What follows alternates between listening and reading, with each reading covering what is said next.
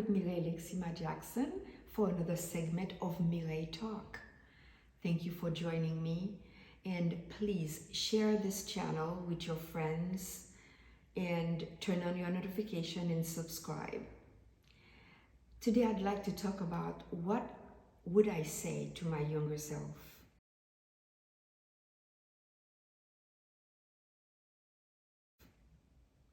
Well, looking back at when I was growing up in the island of Haiti, our parents were very big on education.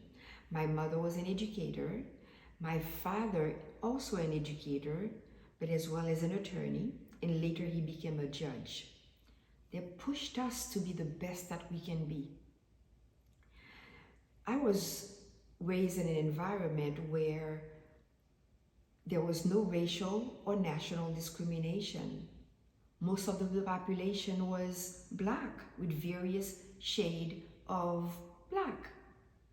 And the focus was put more on social class, educational clout, and economic status.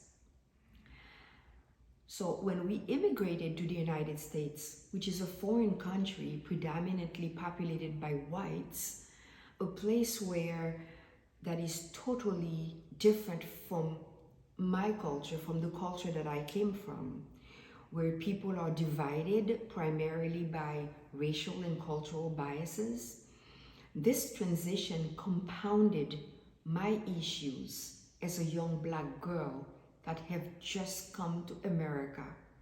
I was totally lost. Our parents did not know enough about this country to guide us and to lead us properly so that we can deal with the issues that are facing all other black people like us. We were led more on life's principles, to take our studies very seriously and make sure we get that study and succeed in life and become somebody and being able to earn a living. So our relationship with our parents was somewhat complicated.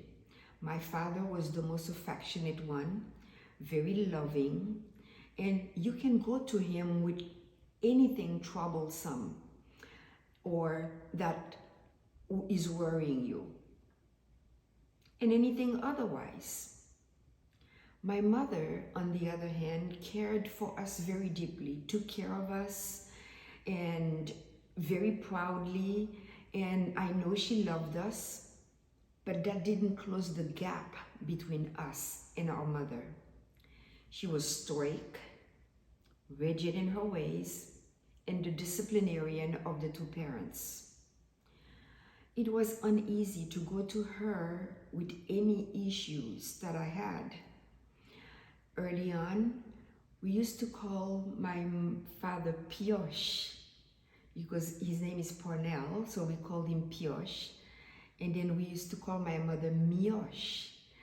Her name was Marie, and we called her Mioche. And these are the names very early on we called them. Then later on, we started calling them my mother and my father. And even when we were referring to each other and talking about our parents, we would talk to each other and say, my mother this, my father that, you know? So the term used in the African American language, like if I could see the comparison, is that they would call themselves, they would call their mothers Madir. And that's what my husband called his mom, and he's an African American, and I found that so wonderful, and I like that very much. Now, looking back, it appears to be that my mother and my father, a form of possession, you know, that it's mine, you know, your mother and my mother and that side of your mother, that kind of thing. I don't know, for some reason that's what came to mind.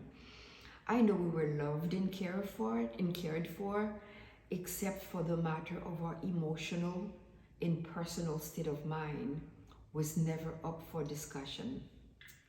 There was no self-help handbook to help our parents, to direct us, to give us direction and guide us, you know, or how to pick out a mate, you know, the person that we're going to be spending our lives with and who's going to be the father of our children.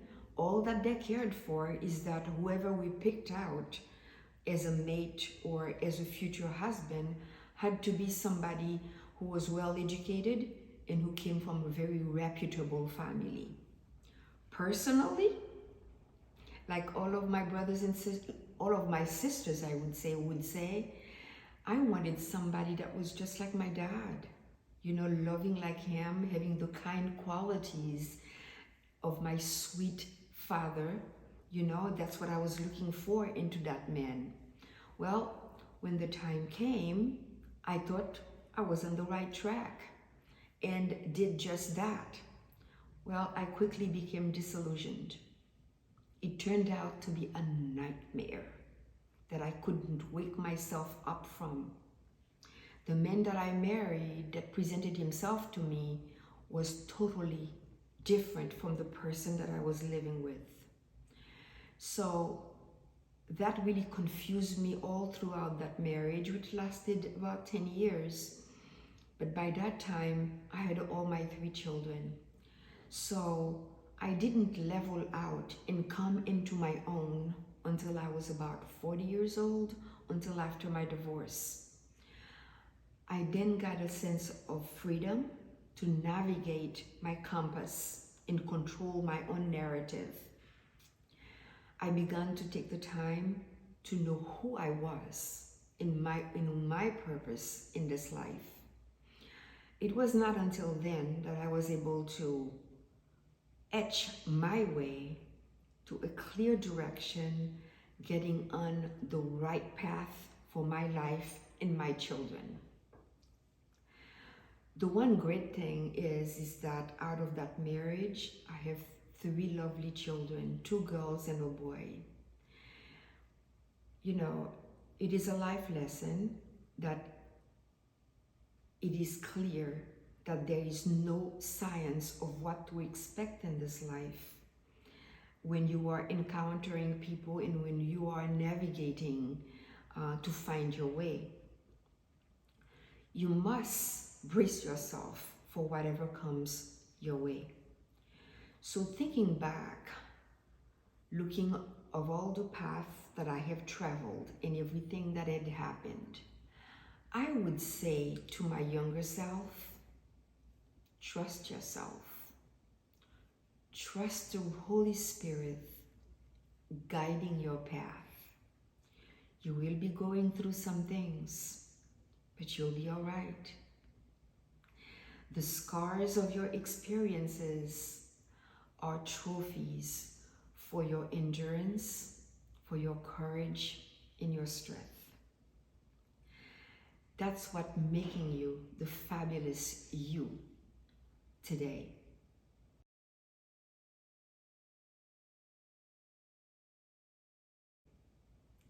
So I would say, take on this life,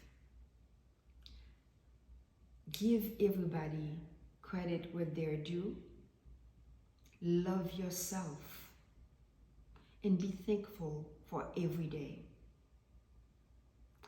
So that's what I would say to myself, to trust myself. The things that we are going through, that's what makes us who we are today. So in looking back, would I do anything differently? There are some things that probably I would do differently. There are others that I would not change. Because I thank God for my babies. I thank God for what I was able to amass that brought me here today and make me who I am. If I didn't go through that, I would not have been the person that I am today. Thank you for joining me, and please share this channel with your friends and share your thoughts with me. Until then, take care of yourself and be blessed.